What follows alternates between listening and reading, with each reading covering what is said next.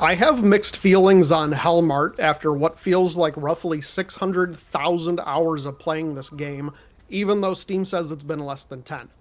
Let's get to it. Developed by Gaze in Games, Hellmart mashes two genres together in a way that feels bound to disappoint one or both groups of those players. You play as a guy who takes a job at a grocery store for 1 week, and little do you know, but the store you're working at is right smack dab in the middle of Crazy Town, USA. The game is split between two ideas. During the day, you maintain the store, deal with customers, and stock shelves. The customers are some combination of creepy and vaguely threatening, and you have to keep the store clean and mind your tone when speaking back to them, lest you fall victim to the karma system, which really does nothing but determine what ending you get. At night, you'll deal with anomalies, decide who you should and shouldn't let in, and occasionally fight back against the big monster should you screw up one of those earlier tasks and let him in. Here's the thing. If you're looking for a grocery store manager game with some spoopies attached, you're in the wrong place. The store has shelf categories that might make the system seem deeper than it is, but you never get more than 2 types of goods per section, so juggling stock isn't that hard.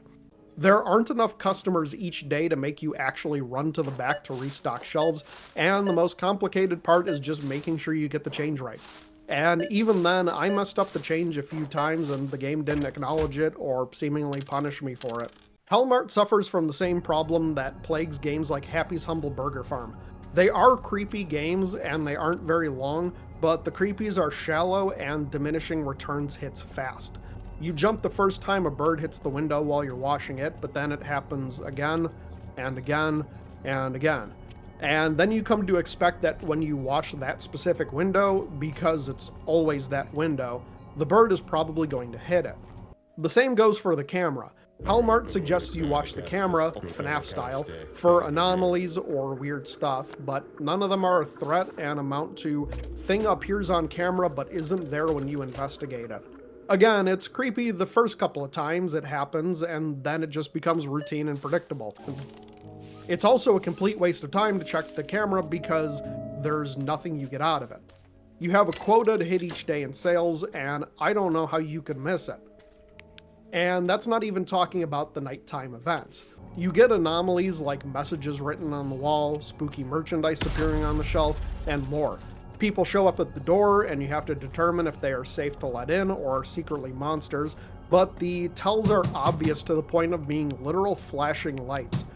I only let the monster in once for the achievement and because I was secretly interested in seeing how it would pan out. The repetition does work for the game's favor sometimes. There are events that happen so rarely that I only saw them once or twice across multiple playthroughs, and there's probably other things that just never showed up. But you get so used to the routine of the common scares that when the rarer ones do show up, it actually shocks you. Hellmart needs some tweaks to make the systems more purposeful. You can spend your money to upgrade the store, but I never felt the need to. The generator has 3 upgrades that make it use less fuel and break down less, and the game forces you to buy the first one as part of the tutorial, but it never broke down on me except when the plot dictates it does, and buying the upgrades doesn't do anything about that.